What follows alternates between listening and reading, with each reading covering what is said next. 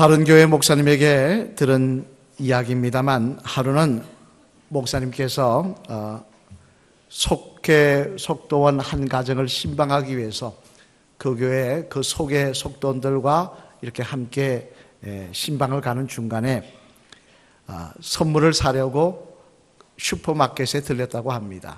아무래도 신방 가면 뭘 사가야 되겠습니까? 이사 신방 가면 휴지라도 사가야 되지 않겠습니까? 뭘 살까 이러고 있는데, 그 같이 온 교인 유집사님의 5살 먹은 꼬맹이가 하나 같이 따라왔었는데, 그 아이가 갑자기 엄마 큰 소리로 부르는 것입니다. 그래서 목사님하고 서서 물건 고르면서 뭐 고를까 이야기하다 말고, 아기가 큰 소리로 부르니까 다쳤나? 사고가 났나 싶어서 돌아봤더니 그 아이가 맥주와 소주를 손가락으로 가르치면서 뭐라고 이야기하냐, 엄마, 여기 아빠 엄마가 밤마다 먹는 약이 많아, 그래요. 엄마 아빠가 밤마다 술을 한 잔씩 하시면서 애가 물으니까 뭐라고 이야기했다는 겁니까? 우린 약 먹어, 이거 약이야, 그랬다는 겁니다. 여러분, 무슨 일이든지 모범이 중요합니다. 그죠? 먼저 모범이 되지 못하면 결국 뒤따라오는 사람이 실족할 수밖에 없고 실패할 수밖에 없는 게 우리들의 인생입니다만, 그렇다면 우리 성도들의 모범은 누구일까요? 우리가 신앙생활하는 데 있어서 우리의 모범이 되실 분은 누구실까요? 어느 권사님, 어느 장로님이십니까? 누구십니까? 예수 그리스도. 우리가 믿음의 승리자의 모습으로 서기 위해서는 반드시 예수님께서 이 땅에 오셔서 몸소 보여주셨던 그런 신앙의 모습을 우리가 닮아갈 때에 우리의 신앙은 하나님 앞에 인정받으며 하나님께서 축복하시는 그런 신앙이 될 수가 있을 것입니다만, 그런 면에서 오늘 본문의 말씀에 보면 예수님의 신앙은 어떤 신앙이었는가, 이 내용에 대해서 아주 간략하게 한마디로 요약한 말씀이 나오는데요. 오늘 본문 19절 말씀 앞을 보시면서 같이 읽겠습니다. 시작. 우리 곧 나와 실로아노와 디모데로 말미암아 너희 가운데 전파된 하나님의 아들 예수 그리스도는 그에게는 예만 되었느니라. 아멘. 무슨 말씀입니까? 이는 우리들이 닮아가야 할 예수님의 신앙은 오직 하나님 앞에서 예만하는 신앙이었다는 것입니다. 즉 다시 말해, 이 말은 하나님 앞에서 뭐만 했다는 말입니까? 아멘만 했다는 겁니다. 아멘. 아멘만 하는 신앙이었다는 것입니다. 그래서 결국 그 아멘의 신앙이 하나님을 기쁘시게 했고, 그 아멘의 신앙으로 하나님은 예수님을 통하여 하나님의 역사를 이루어 가셨던 것입니다만, 그러면 여러분, 도대체 아멘의 신앙은 구체적으로 어떤 신앙일까요? 어떤 신앙이 하나님 앞에 예하는 신앙, 아멘하는 신앙일까요? 그걸 알아야 우리도 그런 신앙을 사모할 수 있지 않겠습니까? 바라기는 오늘 이 말씀을 통하여 저와 여러분 모두 하나님 앞에 예수님과 같은 아멘의 신앙을 소유하셔서 하나님의 놀라운 역사와 하나님의 축복하심이 저와 여러분의 간증이 되시기를 주님의 이름으로 축원합니다. 그러면 아멘의 신앙은 도대체 어떤 신앙인가? 예수님이 보이셨던 아멘의 신앙은 어떤 신앙인가? 그 내용을 두 가지로만 살펴보면요. 먼저 첫째, 같이 읽어보시겠습니다. 시작. 자기의 경험과 생각 등을 포기하고 철저하게 순종하는 신앙입니다. 어떤 신앙이라고요? 경험과 생각을 포기하고 순종하는 신앙이라는 겁니다. 오늘 아이들 이야기를 해서 많이 해서 죄송합니다만, 오래전 일입니다만, 과거 명절날 고향에 가봤더니 막내 동생도 아들만 셋입니다. 그런데 지금은 막내 그 3명 중에 막내가 고2인가 고3인가 그런데, 그때는 3살이었습니다.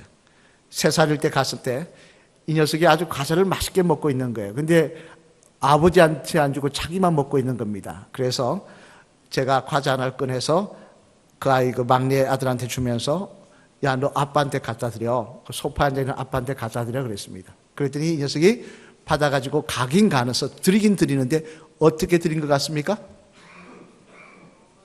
새 거는 자기가 먹고 반쯤 먹어 침 묻은 거는 아빠들이더라는 겁니다. 새 거 주라 그랬는데. 이 모습을 보면서 어린아이들도 다 나름대로 생각이 있고 계산이 있구나 하는 생각을 잠깐 했던 적이 있습니다만, 사실 여러분, 이 세상에 사는 사람들 치고 자기 나름대로 생각과 계산이 없는 사람이 어디 있겠습니까? 또 고집이 없는 사람이 어디 있겠습니까? 그러나 세상에서는 그런 모습이 필요할지 몰라도 신앙에 있어서는, 하나님을 따르는 모습에 있어서는 그런 모습이 있어서는 안 된다는 것입니다. 왜냐하면 이는 하나님이 기뻐하지 아니하시는 대표적인 모습이기 때문에 그렇습니다.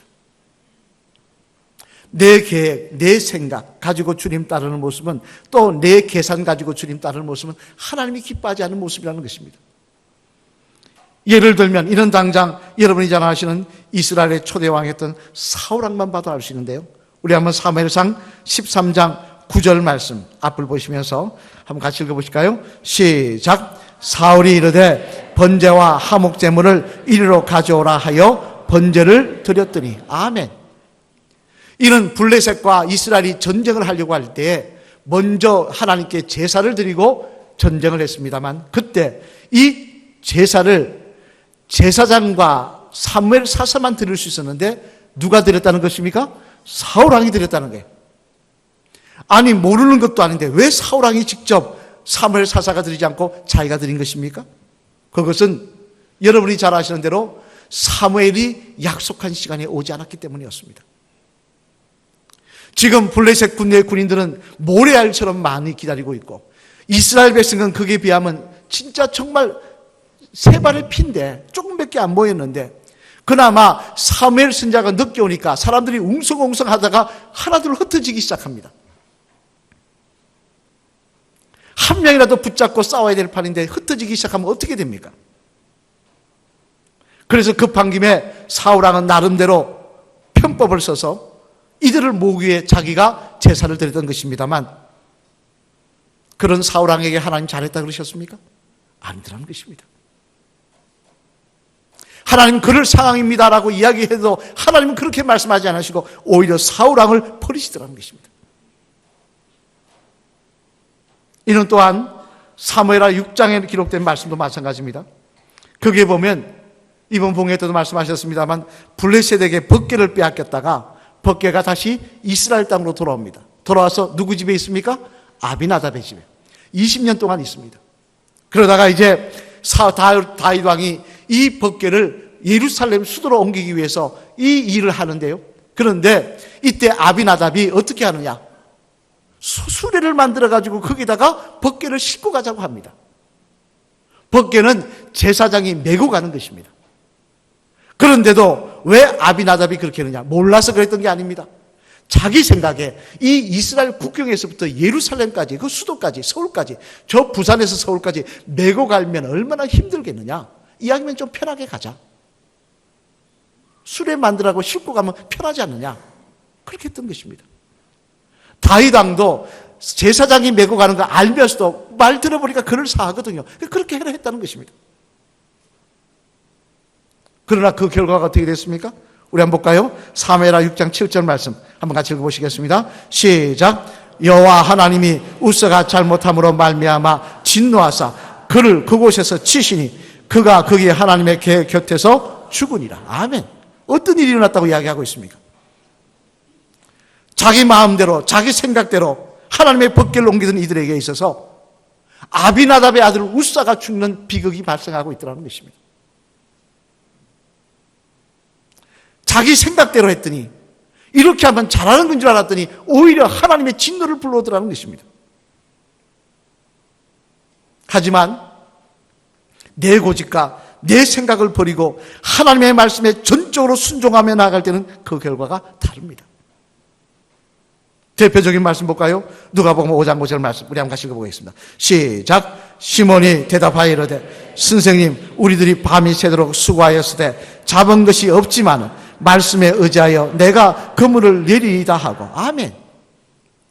예수님이 베드로에게 말씀하십니다. 말씀 전하시다가 갈릴리 호수에서 아침에 뜬금없이 말씀 전하시다가 사람들 앞에서 말씀을 전하시다가 베드로에게 얘기합니다. 호수에 가서 그물을 던져라. 이 말씀에 보면 베드로가 그 말씀에 동의했다고 나와 있습니까? 안 동의했다고 나와 있습니까? 사실 그 마음은 동의합니까? 안 동의합니까? 동의 안 했어요. 왜 동의 안 했냐? 세 가지 이유 때문이죠. 첫째, 자기가 갈릴리 호수에서 물고기를 잡아보니까 물고기는 밤에 잡히는 것이 아침에 잡히는 게 아니더라는 것입니다. 아침에는 물고기가 자요. 안 잡힙니다. 두 번째는 자기가 이 호수에 지금 예수님이 던지라는 그 자리에 밤새도록 그물질을 했습니다. 한 마리도 못 잡았다는 겁니다. 근데 지금 와서 잡히겠냐는 이야기입니다. 또 세 번째, 그러다 보니까 아침에 일어나서 그물 다 씻었어요. 다 정리해서. 여러분 바닷가에 사시면 보실지 모르겠습니다. 그물요 물에 던지고 나면 그냥 갔다 와서 던져놓는 게 아닙니다. 다 씻어가지고 손질해서 뜰인데 깨매고 다 해가지고 차곡차곡 쌓아서 다시 얹어놓습니다. 오래 걸립니다. 그 시간. 다 정리를 했다는 것입니다. 다시 던지라 그러면 또 물에 던졌다 다시 꺼내서 또 정리해야 됩니다. 분명히 자기 생각은 아닙니다. 그런데 베드로는 뭐라고 이야기합니까? 말씀에 의지하여. 주님 말씀하셨으니 내가 던지겠다는 것입니다. 내 생각은 아니지만 그러나 주님이 말씀을 그렇게 하셨으니 내가 그물을 던지겠다는 것입니다. 그러자 어떤 일이 일어났다고 성경 기록하고 있습니까? 누가복음 5장 6절로 7절 말씀도 같이 한번 읽어보시겠습니다. 시작. 그렇게 하니 고기를 잡은 것이 심히 많아 그물이 찢어지는지라. 이에 다른 배에 있는 동무들에게 손짓하여 와서 도와달라 하니 그들이 와서 두 배의 채움에 잠기게 되었더라. 아멘. 순종했더니 어떤 일이 일어났느냐? 밤새 그곳에 고기를 잡으려고 몸부림쳤지만 한 마리도 못 잡았는데 바로 그 자리에서 그물이 찢어지도록 잡히는 역사가 일어났다는 것입니다. 예수님도 마찬가지 아닙니까? 예수님도 뭐라 그러십니까? 겟세마네 동산 할 수만 있다면 이 잔이 내게서 떠나가게 해달라고 하셨습니다. 하지만 내 뜻대로 하지 마시고 나는 십자가 지기 싫지만 주님의 뜻이면 아버지 뜻이면 해달라고 했을 때 어떤 일이 일어납니까? 순종했을 때 그곳에 인류가 구원받는 역사가, 저와 여러분들이 생명을 얻는 역사가 일어나더라는 것입니다. 고린도전서 1장 25절 말씀해 보면요, 사도 바울은 이렇게 우리에게 말씀하십니다. 우리 한번 고린도전서 1장 25절 말씀 같이 한번 읽어보실까요? 시작. 하나님의 어리석음이 사람보다 지혜롭고 하나님의 약하심이 사람보다 강하니라. 아멘. 무슨 말씀입니까? 하나님의 어리석음이 사람보다 지혜롭고 하나님의 약하심이 사람보다 강하니라. 전능하신 하나님 앞에서 아는 체 하지 말라는 것입니다. 전능하신 하나님 앞에서 내 계획, 내 생각 가지고 주님 계산함에 따르지 말라는 것입니다. 여러분, 우리가 알면 얼마나 알겠습니까? 내일 일어날 일 아십니까? 저는 과거에 시골에서 목회할 때 기억납니다. 초등학교, 지금은 옛날은 국민학교죠. 이 수의도 하고 하시는 분인데, 전도했더니 술이 한 잔 내가 저한테 주먹을 딱 대면 내가 하나님 믿을 빼서 내 주먹 믿겠다 그랬습니다. 그리고 그 교회를 떠나서 6개월 후에 갔더니 그분 돌아가셨대요. 젊은 사람이었어요. 초등학교 담공사다가 돌담이 무너져서 깔려 죽었다는 것입니다. 우리가 내일을 아십니까? 내일 여러분에게 어떤 일이 일어날 줄 아십니까? 한 시간 후의 일도 모르면서 어떻게 우리가 계산하고 잘난 척하고 내 생각하고 주님을 따를 수가 있는 것입니까? 순종하려면, 말씀을 따르려면 자기의 생각이나 지식을 앞장세우기보다는, 계산하기보다는 100% 순종하며 따라갈 때 그곳에 하나님의 역사는 일어나게 될 줄로 믿습니다. 오늘 보면 19절 말씀해 보면요, 분명히 이렇게 말씀하십니다. 우리 한 같이 읽어보실까요? 시작. 우리 곧 나와 실로아노와 디모데로 말미암아 너희 가운데 전파된 하나님의 아들 예수 그리스도는 예하고 아니라 함이 되지 아니하셨으니 그에게는 예만 되었느니라. 아멘. 예수님도 왜 생각이 없습니까? 예수님도 왜 고난이 없습니까? 고통이 없습니까? 그러나 그분은 하나님 앞에 예만 하셨다는 것입니다. 하나님이 전능하시고 모든 걸 하시고 합력하여 선을 이루시는 분이 내가 아멘하며 따르겠나이다. 내가 순종하며 따르겠나이다. 그 모습 위에 하나님의 놀라운 역사를 이곳에 임하게 된 줄로 믿습니다. 바라기는 아직도 내 생각, 내 경험, 내 지식 갖고 계산하며 주님 따르고 계신다면 다 내려놓으시길 바랍니다. 여러분이 여러분의 인생을 자지우지 못한다고 한다면, 여러분의 생명을 자지우지 못한다고 한다면 내려놓으시길 바랍니다. 아버지 하나님, 내가 내려놓고 주님 앞에 순종하며 나가겠습니다. 하나님, 내 인생 주님 앞에 위탁하오니 주여 끝날까지 동행하여 주시옵소서. 저와 여러분의 신앙이 되시기를, 그런 아멘의 신앙이 되시기를 주님의 이름으로 간절히 축원을 드립니다. 둘째로 또 하나의 아멘의 신앙은 어떤 신앙이냐, 우리 같이 읽겠습니다. 시작. 아멘의 신앙은 또한 유혹과 시험을 이기고 철저하게 말씀을 의지하는 신앙입니다. 아멘의 신앙은 어떤 신앙이라고요? 유혹과 시험을 이기고 철저하게 말씀을 의지하는 신앙이라는 겁니다. 여러분, 참 이상하게도요, 그냥 대충 믿을 때는 시험이 별로 없습니다. 어려움이 별로 없습니다. 내 삶 속에 고난 같은 게 잘 안 찾아옵니다. 근데 열심히 믿으려고 하면, 순종하며 살려고 그러면 그때부터 유혹이 찾아오기 시작합니다. 시련이 찾아오기 시작합니다. 의심이 생기고, 안 아프던 몸이 아프고, 문제가, 집안에 어떤 문제가 있고, 그런 문제가 생깁니다. 이런 당장 우리의 주님이신 예수님도 마찬가지여서 마태복음 4장에 보면요, 예수님께서 30년 동안 일반적인 삶을 사실 때는 한 번도 마귀가 찾아왔습니까? 안 찾아왔습니까? 찾아왔습니까? 안 찾아왔어요. 30년 동안 일반 삶을 살 때는 한 번도 마귀가 찾아온 적 없습니다. 그런데 이제 정말 하나님의 일을 하려고 공적 생애를 살려고 딱 시작하니까 마귀가 찾아옵니다. 그리고는 뭐라 이야기하느냐, 마태복음 4장 8절 9절 말씀 우리 한 같이 읽어보실까요? 시작. 마귀가 또 그를 데리고 지극히 높은 산으로 가서 천하만국과 그 영광을 보여 이르되 만일 내게 엎드려 경배하면 이 모든 것을 내게 주리라. 아멘. 뭐라고 유혹하고 있습니까? 예수님이여, 당신 지금부터 공생에 3년 동안 살면 엄청나게 고생할 겁니다. 가는 곳곳마다 모욕을 당하고 침을 뱉고 당하고 무시를 당하고 어려움을 당할 것입니다. 심지어 채찍을 맞고 십자가에 죽을 것입니다. 그런데 나한테 한 번만 절하고 경배하면은 내가 당신 말대로 되게 해주겠습니다. 모든 것들이 당신 앞에 다 무릎 꿇고 시키는 대로 하게 해주겠습니다. 그러니 엎드려 경배하라는 것입니다. 이 얼마나 놀라운 유혹입니까? 얼마나 듣기 좋고 달콤한 유혹입니까? 공생애를 시작하라니까 마귀가 이렇게 유혹하더라는 거예요. 그러나 이런 유혹은요, 예수님에게만 국한된 것이 아닙니다. 여러분, 마틴 루터 목사님 아시죠? 한번 볼까요? 이렇게 생기셨습니다. 부인 대신 사모님도 똑같이 생기셨어요. 정말 똑같이 닮았어요. 이 마틴 루터 목사님 무슨 일을 하셨습니까? 종교개혁을 했지 않습니까? 천주교회를 상대로, 타락한 그 당시 천주교회를 상대로. 그래서 로마 교행청에 가서 종교개혁을 해야 된다는 포교문을 붙였을 때 그는 그 일로 해서 잡혀가지고 재판을 받고는 바르트부르크라는 곳에 가서 감금을 당합니다. 감옥 생활을 합니다. 근데 그곳에 있으면서 이 시간 그냥 보내지 말자고요. 그가 한 게 뭡니까? 성경을 번역합니다. 라틴어 성경을 독일어 성경으로 번역하는데요. 그런데 그 번역하는 일 가운데 계속해서 마귀가 찾아와 유혹합니다. 생각만 바뀌면 풀려날 수 있지 않느냐. 인생 편하게 살 길이 있는데 왜 이 고생하느냐. 고생 안 해도 될 사람이 지금 가서 네가 잘못 생각했다고 이야기 한마디만 하면 너를 풀어주고 부귀영화를 줄 텐데 왜 이 고생을 하느냐. 계속해서 유혹하는 것입니다. 나중에는 마틴 룩스 목사님이 물러가라 안 되니까 그냥 벽에다가 갖고 있던 잉크병을 집어 던졌다는 거예요. 사탄아 물러가라고 해서. 지금도 그곳에 가면 잉크 자국이 희미하게 남아있다고 합니다. 그리고 그때 그가 지은 찬송이 뭐냐? 여러분 잘 아시는 내 주는 강한 성이요. 그 찬양을 작사했다는 것입니다. 여러분, 인생을 유별나게 살지 않는 방법이 있습니다. 세상 사람들처럼 적당하게 즐기며 타협하며 살 수 있습니다. 마귀의 유혹과 시험 없이 인생을 편안하게 살 수 있는 길이 있습니다.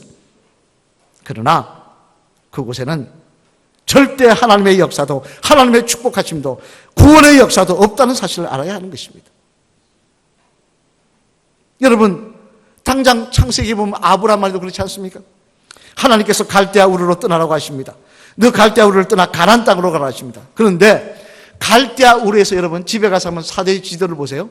갈대아 우르라는 있는 곳에서 바벨론 땅이었던 지금 이라크 땅이 있는 곳에서 가나안 땅으로 가다 보면요, 어디 지역을 지나가는지 아십니까? 어느 지역을 지나가느냐면요, 바로 티그리스 강과 유프라테스 강에 있는 메소포타미아 지역을 지나갑니다. 아주 비옥한 땅입니다. 그 비옥한 땅이 초생달 모양으로 생겼다 그래서 이 아랍 사람들 그 초생달 그 땅을 갖고 초생달 모양을 그려놓은 겁니다. 아브라함도 사람인데 이미 그 갈대아우를 떠나서 가나안 땅, 한 번도 가보지 못하는 가나안 땅을 가면서 그 메소포타미아 땅을 지나갈 때 왜 유혹받지 않겠습니까? 내가 이곳에 정착하면 편하게 살 수 있다. 이곳에 정착하면 내가 편안하게 농사 지을 수 있다.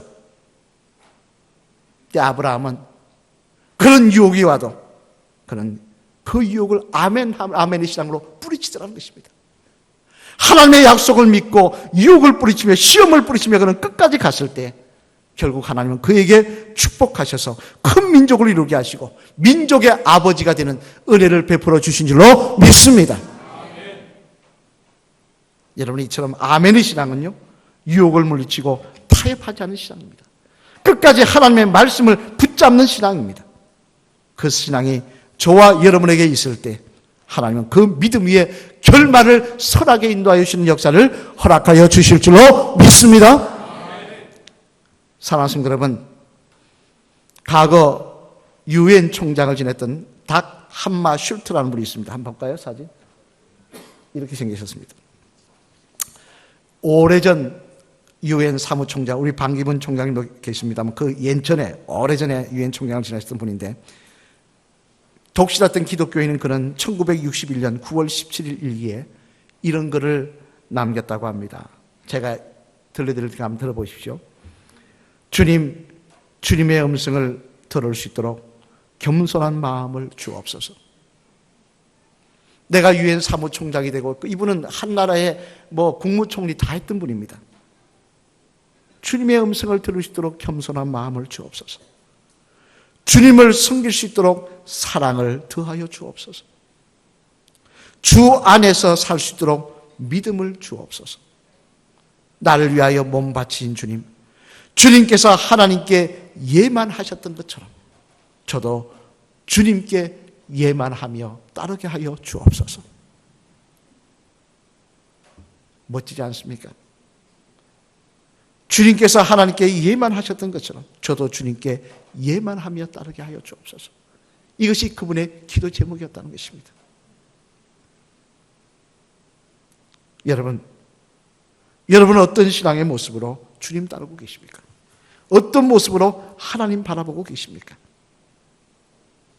내 계산, 내 생각, 내 감정 앞세우며 하나님이 아무리 그렇게 말씀하셔도 내 감정으로는 안 될 일입니다.